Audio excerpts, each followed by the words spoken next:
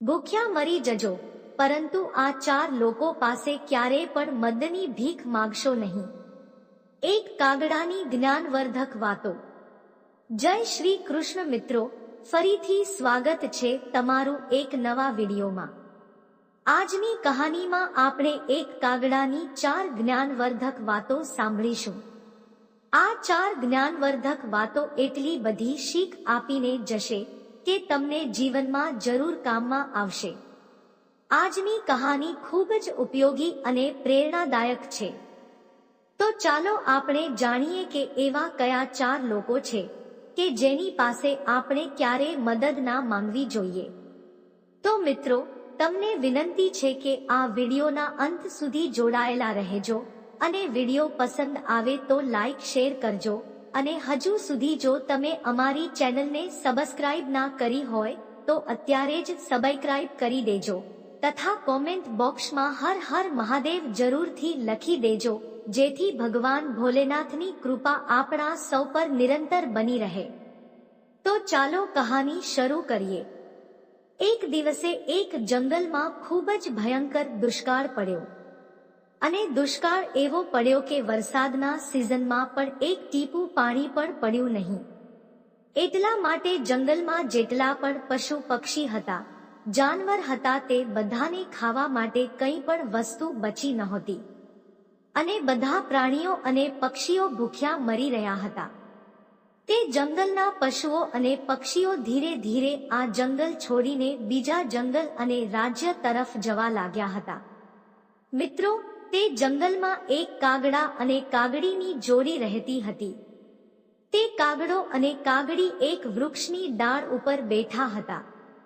તે કાગડી ખૂબ જ ભૂખી હતી, કેમ કે 3 દિવસથી કાગડા અને કાગડીએ કંઈ પણ ખાધું ન હતું. કાગડી ડાળ પર બેઠે બેઠી આમ તેમ જોઈ રહી હતી કે કંઈક ખાવાનું મળી જાય, અને બને છે એવું કે તે જ ઝાડની નીચે એક શિયાળ તેના મોંમાં એક માંસનો ટુકડો લઈને આવી જાય છે. કાગડીએ આ જોયું અને તેના મોંમાં પાણી આવી ગયું, અને કાગડી તે શિયાળને કહેવા લાગી કે શિયાળ બહેન, હું 3 દિવસથી ભૂખી છું. જો તમે તમારી પાસે જે માંસનો ટુકડો છે તેમાંથી મને થોડુંક આપી દો તો મારી ભૂખ શાંત થશે, નહીં તો હું ભૂખથી મરી જઈશ. તે શિયાળે જોયું કે તે કાગડી તેના પતિ કાગડા સાથે ડાળ ઉપર બેઠી છે. મિત્રો, તમે તો જાણે જ છો કે શિયાળ ખૂબ જ ચાલક પ્રાણી છે. તે શિયાળે વિચાર કર્યો કે આ માંસના ટુકડાથી તો મારું પેટ ભરાશે પણ નહીં, પરંતુ આ સારી તક છે. હું કાગડીને પોતાની પાસે બોલાવીશ અને તેને મારીને ખાઈ જઈશ, જેથી મારું પેટ ભરાઈ જશે. પછી તે શિયાળે કાગડીને કહ્યું, તું ચિંતા ના કરીશ, તું નીચે આવી જા અને મારી પાસે બેસ. હું તને ખૂબ જ પ્રેમથી આ માંસનો ટુકડો ખવડાવીશ. ત્યારે તે કાગડી તૈયાર થઈ જાય છે અને જેવી તે નીચે શિયાળ પાસે જવા લાગે છે ત્યારે કાગડો તેને રોકી લે છે. કાગડો કહે છે કે શું તું પાગલ થઈ ગઈ છે? આ શિયાળ છે, તે આપણો દુશ્મન છે અને તે શિકારી છે. જો તું નીચે ગઈ તો શિયાળ માંસનો ટુકડો ફેંકી દેશે અને તને જ મારીને ખાઈ જશે. ત્યારે કાગડી કહે છે કે હું જરૂર જઈશ, શિયાળ આવું નહીં કરે. કાગડો ફરી તેને સમજાવે છે કે તું તેની પાસે ના જઈશ, એ તને મારીને ખાઈ જશે. કાગડી હજુ પણ તેની વાત સમજવા તૈયાર નહોતી. ત્યારે કાગડો કહે છે કે તું આવી રીતે નહીં સમજે, હું તને એક કહાની સંભળાવું છું, ત્યારે તું જરૂરથી સમજી જઈશ.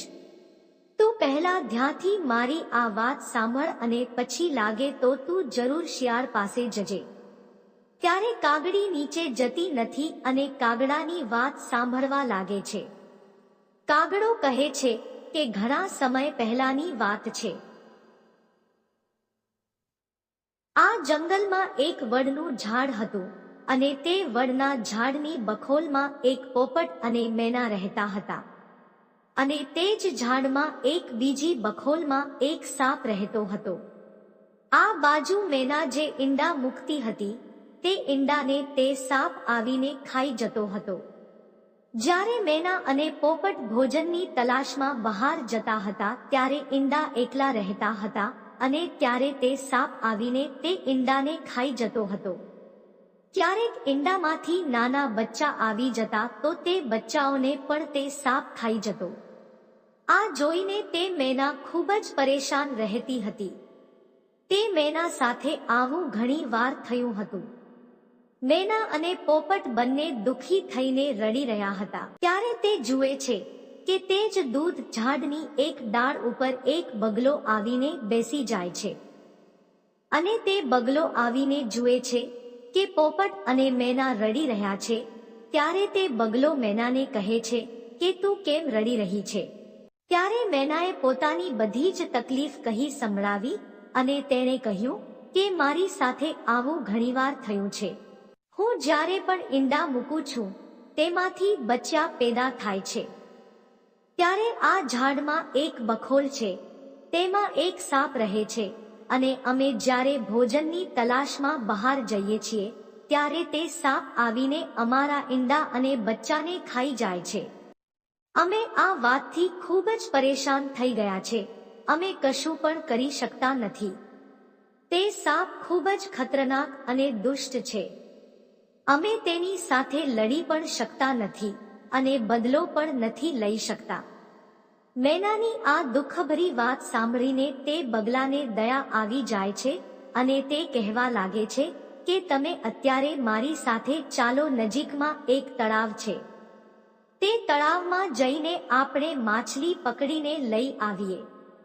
ત્યારે કાગડી કહે છે કે હું તમારી વાતને સમજી નહીં. ત્યારે તે બગલો સમજાવે છે કે જ્યારે દુશ્મન ભારે પડી જાય અને શત્રુ ખૂબ જ તાકતવર હોય અને તેની સામે જઈને લડી ના શકીએ તો તેને બુદ્ધિથી હરાવવો જોઈએ. કાગડીએ કહ્યું, તે કેવી રીતે? ત્યારે બગલો સમજાવે છે કે આપણે નજીકના તળાવમાંથી માછલીઓ પકડીને લાવીશું અને થોડીક જ દૂર એક નોળિયાનું દર છે અને તે નોળિયાના દરના દરવાજા આગળ માછલીને મૂકી દઈશું. આપણે થોડી થોડી માછલીઓ મૂકતા મૂકતા આવીશું અને છેલ્લી માછલી આ જે સાપનો બખોલ છે ત્યાં મૂકી દઈશું. અને જ્યારે નોળિયો આ માછલીઓને ખાતો ખાતો નીકળશે તો છેલ્લે અહીં આ સાપના બખોલ સુધી આવી જશે અને તે સાપને જોશે અને સાપને મારી નાખશે. આમ તારા દુશ્મનો અંત આવી જશે. મિત્રો, જ્યારે મેનાએ બગલાની આ વાત સાંભળી તો તેને તેના પર વિશ્વાસ આવી ગયો. તે મેના પોપટને સાથે લઈને બગલા સાથે જાય છે અને તળાવમાંથી માછલી પકડી લાવે છે અને પહેલી માછલી તે નોળિયાના દર આગળ મૂકી દે છે અને વારાફરતી તળાવમાંથી માછલી લાવે છે અને ધીરે ધીરે તે લાઈનમાં માછલીઓ મૂકતા મૂકતા તે સાપના દર સુધી પહોંચી જાય છે અને છેલ્લી માછલી તે સાપના બખોલ આગળ મૂકી દે છે અને પોતાના ડાળ ઉપર જઈને બેસી જાય છે. હવે બગલો કહેવા લાગે છે કે થોડી વાર સુધી રાહ જુઓ. મિત્રો, બીજી બાજુ એવું થાય છે કે તે નળીઓ પોતાના દરમાંથી બહાર નીકળે છે અને જ્યારે તેણે પોતાના દરની બહાર આ માછલીને પડેલી જોઈ ત્યારે તે ભગવાનને ધન્યવાદ આપવા લાગ્યો અને કહેવા લાગ્યો કે હે પ્રભુ, આજે તો તમે ખૂબ જ મહેરબાન છો કે ભોજન સામેથી ચાલીને મારી પાસે આવી ગયું છે. તે નોળિયો તે માછલીને ખાઈ જાય છે અને પછી થોડે આગળ જાય છે ત્યારે તેને બીજી માછલી મળે છે અને તેને પણ ખાઈ જાય છે. આમ ધીરે ધીરે તે બધી માછલીઓને ખાતો જાય છે અને ધીરે ધીરે તે છેલ્લી માછલી પાસે આવી જાય છે જે માછલી સાપના બખોલ આગળ મૂકી હતી અને તે નોળિયાએ છેલ્લી માછલી પણ ખાઈ લીધી. પછી નોળિયાએ વિચાર્યું કે આવું કેમ થઈ રહ્યું છે કે મને બધી માછલીઓ મળતી ગઈ અને છેલ્લે અહીં સુધી હું આવી ગયો. આ કોઈનું ઘર લાગી રહ્યું છે. ખબર નહીં કોઈએ મારી સાથે આ ચાલ તો નથી રમીને. ચાલો થોડી રાહ જોઈ લઈએ, પછી ખબર પડશે. પછી તે નોળિયો સાપની બખોલની બહાર રાહ જોવા લાગે છે અને વિચારે છે કે અહીં કોઈ રહેતું હશે તો થોડી વારમાં જરૂર બહાર નીકળશે. હવે થોડી વાર પછી સાપ ત્યાંથી બહાર નીકળે છે અને નોળિયો સાપને જુએ છે અને વિચારવા લાગે છે કે જરૂર આ સાપની કોઈ ચાલ છે. મિત્રો, તમે જાણો જ છો કે સાપ અને નોળિયો એકબીજાના કટ્ટર દુશ્મન છે અને ત્યાર પછી નોળિયા અને સાપનું ભયંકર યુદ્ધ થાય છે. અંતમાં નોળિયાની જીત થાય છે અને સાપ મરી જાય છે. આ જોઈને મેના ખૂબ જ ખુશ થઈ જાય છે અને તે ડાળ પરથી બૂમ પાડીને કહે છે કે બગલા ભાઈ, તમારા કારણે આજે મને મારા દુશ્મનથી છુટકારો મળ્યો છે. આજે હું ખૂબ જ ખુશ છું. ત્યારે તે નોળિયો આ વાત સાંભળે છે અને ડાળ ઉપર જુએ છે કે પોપટ અને મેના બેઠા હોય છે અને તે વિચારવા લાગે છે કે આ કરતૂત આ બંને પોપટ મેનાની છે. ત્યારે મેના તેને બધી હકીકત જણાવે છે અને તે નોળિયો કહે છે કે તમે મને ઉપરથી જ ધન્યવાદ આપશો કે નીચે આવીને પણ ધન્યવાદ કહેશો. તે મેના ઉડીને તે નોળિયા પાસે આવી જાય છે અને પાસે આવીને બેસી જાય છે. પરંતુ નોળિયો તેના ઉપર હુમલો કરે છે અને તે મેનાને મારી નાખે છે અને ખાઈ જાય છે.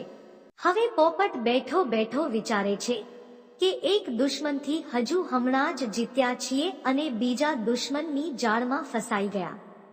આ જ વાત સમજાવતા તે કાગડો કાગડીને કહે છે કે પોપટ અને મેના એક દુશ્મનના જાળમાંથી બચી ગયા, પરંતુ બીજા દુશ્મનની જામાં ફસાઈ ગયા અને તે મેના મૃત્યુ પામી. મેના એ ભૂલી ગઈ હતી કે આ નોળિયો તેમનો દુશ્મન છે અને તે તેમને છોડશે નહીં. એટલા માટે હું તને કહું છું કે તું શિયાળ પાસે ના જઈશ, તે મને અને તને બંનેને મારી નાખશે. જીવનમાં ભૂલથી પણ આવા 4 લોકો પાસે ક્યારે પણ મદદની ભીખ માંગવી જોઈએ નહીં. ત્યારે કાગડી કહેવા લાગી કે એવા કયા 4 લોકો છે કે જેની પાસે વ્યક્તિએ ક્યારે મદદ માંગવી જોઈએ નહીં. ત્યારે કાગડો કહે છે કે પહેલો વ્યક્તિ છે તમારો દુશ્મન.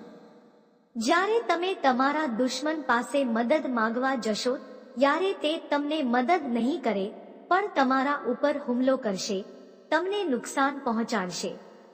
એટલા માટે દુશ્મન પાસે ક્યારે પણ મદદની ભીખ માંગવી જોઈએ નહીં. બીજો વ્યક્તિ છે અભિમાની અને ઘમંડી વ્યક્તિ. અભિમાની વ્યક્તિ પાસે ક્યારે પણ મદદની ભીખ માંગવી જોઈએ નહીં. ભલે મરી જજો, પરંતુ આવા લોકો પાસે ક્યારેય મદદ માંગશો નહીં. જો તમે અભિમાની વ્યક્તિ પાસે જશો તો તે અભિમાનમાં આવીને તમારું અપમાન કરશે, પરંતુ તમને કંઈ પણ મદદ નહીં કરે. ત્રીજો છે કપટી વ્યક્તિ. કપટી વ્યક્તિ પાસે પણ ક્યારેય મદદ માંગવી જોઈએ નહીં. કપટી માણસો કપટ ભર્યા શબ્દો કહે છે અને કપટ જરૂર કરે છે, તે મદદ નથી કરતા. આવા કપટી લોકો તમને તેમના કપટમાં ફસાવીને તમારું જ નુકસાન કરી દેશે અને તમને ખબર પણ નહીં પડે. એટલા માટે જ કપટી લોકો પાસે ક્યારેય મદદ માંગવી જોઈએ નહીં. અને ચોથો છે નશાખોર માણસ.